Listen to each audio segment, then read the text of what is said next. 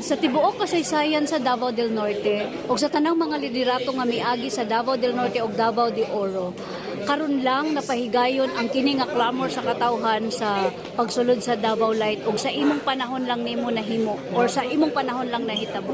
Makonsidera ba nimo nga usa ni sa imong dakong ligasiya ngadto sa mga taga Davao del Norte?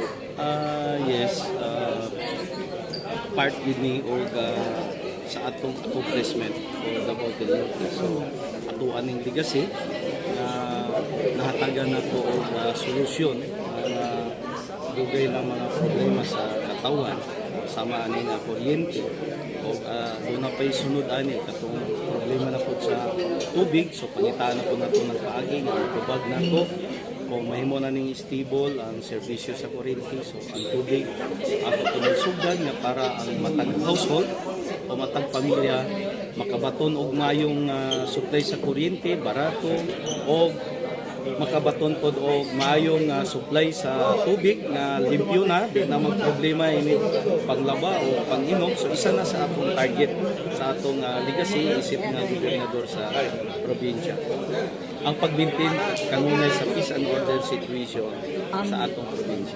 In pushing all these changes po, daghan po kag madawat nga kritisismo, daghan po og pag-alkontra.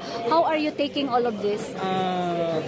I-consider lang ginag-unang tanan nga normal isip sa ato ang kabahin sa atong pagserbisyo kay tungod dili man gyud nato kaya ma-please ang tanan na amagyoy supak o dili ka gusto labi na katong medyo matamaan sa ato ang mga desisyon nga nakita nato nga makahatag og kaayuhan sa katawan kay ang naamangyoy mga maigo nga simpre ang priority nila ang ilahang interest pero ang atong priority kay ang interest man sa katawan nga may nagbutang na sa pwesto may nagbutang sa Ubahib Administration yung na po kay CBG Clarice ug sa mga lineup. So maningkamot ko nga despite sa mga issues nga kinahimo laban sa padayon lang ta. Ang importante nga ang atong gihimo nakahatag og dakong kaayuhan sa katawan sa majority sa katawan.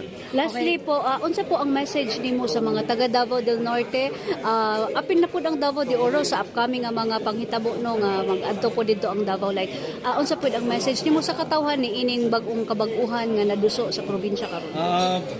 Siguro ang tanan kinahanglan lang nga padayon ta nga magkayusa ang tanang katawan o atong suportahan ang bag-ong supplier nato sa kuryente dinhi sa Davao del Norte ug sa Davao de Oro nga mao ang Davao Light Power Company o usab